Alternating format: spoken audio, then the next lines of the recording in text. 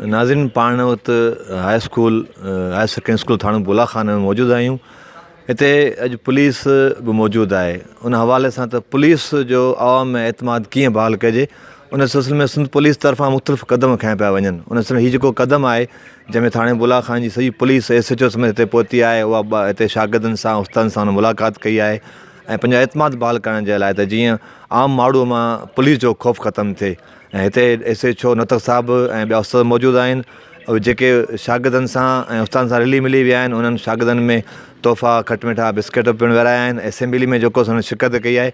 अचो त पाण SHO नतक खान बलोच ऐं हिन स्कूल जे उस्तादनि ऐं शागिर्दनि सां ॻाल्हि ॿोल करियूं।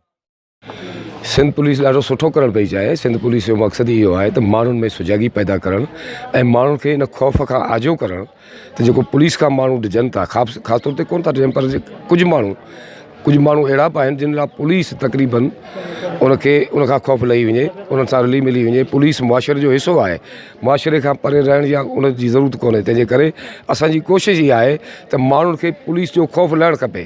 इहा असांजी मुहिम हले थी, असीं यको इनशाला कंटिन्यू हलाईंदासीं। असीं आहियूं ई अवाम में, जा त अवाम खां परे छो रहंदासीं। त जीअं माण्हुनि में वधि में वधि सुजागी अचे त पुलिस सां ॻाल्हाए सघिजे थो कंहिं मसइले ते, कंहिं मामलनि ते। असां कोशिशि कंदासीं त माण्हुनि खे इहो ख़ौफ़ लही वञे। ठीकु आहे सर, बिल्कुलु इहो ई चाहियूं था जेको सो आवाम ऐं पुलिस बराबरि हुजे ऐं उन्हनि खे को बि माना ख़ौफ़ डप फ़र्क़ु एतमाद ईअं ई असांजो ॿार गॾु रहण सां मिलण सां। साईं नोतक बलोच साहब SHO ताणे बुला खान असां आया आहिनि ऐं ॿारनि सां मिलिया आहिनि, उन्हनि खे कुझु गिफ्ट्स वग़ैरह ॾिना आहिनि। ॾाढो सुठो अमल आहे जेको असां आवाम ऐं जेको शागिर्दनि विच में हिकिड़ी जेको ख़ौफ़ आहे इहो ख़तमु थींदो।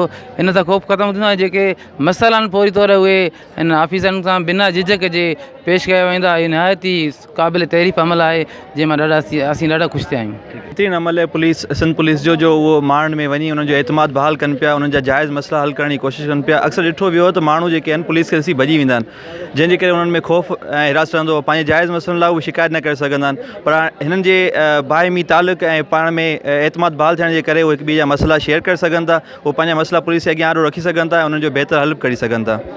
कीअं ॾिसो न अॼोके अमल खे, पुलिस जे अमल खे कीअं था महसूसु कयो? VIP सुठो, ॾाढी ख़ुशी हुई जो असांजे नोतक साहब पुॼी वियो। ॾाढी ख़ुशी थी। जी सही है, ठीकु आहे। पुलिस सिंध पुलिस जा ॾाढा शुक्रगुज़ार आहियूं जो असांजे स्कूल में अची असांखे सम्झाइनि पिया त पुलिस खां न डिॼो।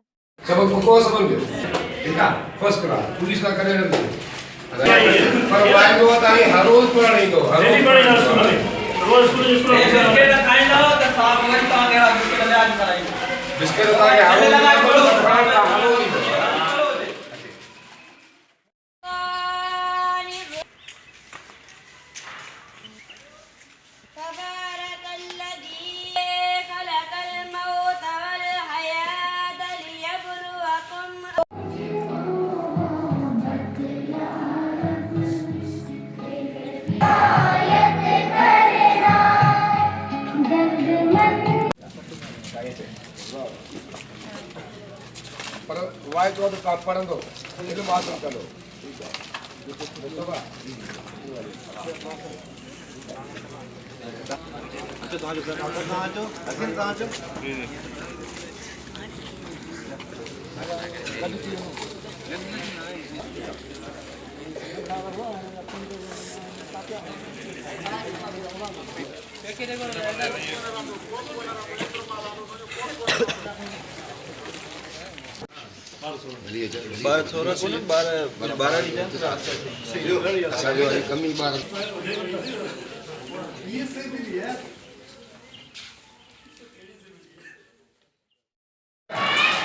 नाज़रीन, तव्हां स्कूल में ही जेका पुलिस पहुती आहे SHO थाणो बुला खान जी अॻुवाणीअ में, ऐं हिते हुननि शागिर्दनि सां मिली जुली विया आहिनि। हुननि में गिफ्टूं बिस्किट ऐं टाफियूं विरायूं आहिनि ऐं पंहिंजो एतमाद बहाल करण जे लाइ त पुलिस खां डिॼणु न घुरिजे। कंहिं बि सिलसिले में पुलिस सां हिकदमि राब्तो करण जे लाइ जे कारी वर्दीअ खां बिल्कुलु डिॼणु न घुरिजे। उन सिलसिले में ही हिते पहुता आहिनि ऐं हीउ को सुठो अमल लिखियो पियो वञे। तव्हां उस्तादनि जूं ऐं शागिर्दनि जूं ॻाल्हियूं ॿुधियूं त हुननि उन सिलसिले में पुलिस ते बिल्कुलु एतमाद कयो आहे ऐं हीउ एतमाद जेके जारी रहियो त हिन सिंध मां, हिन मुल्क मां जेको सो हीउ जो क्राइम आहे या पुलिस जो जेको डपु आहे उहो ख़तमु थी वेंदो। कैमरामैन शहबाज़ उमर सां गॾु मुस्तफ़ा मेमन, KT न्यूज़ थाणो।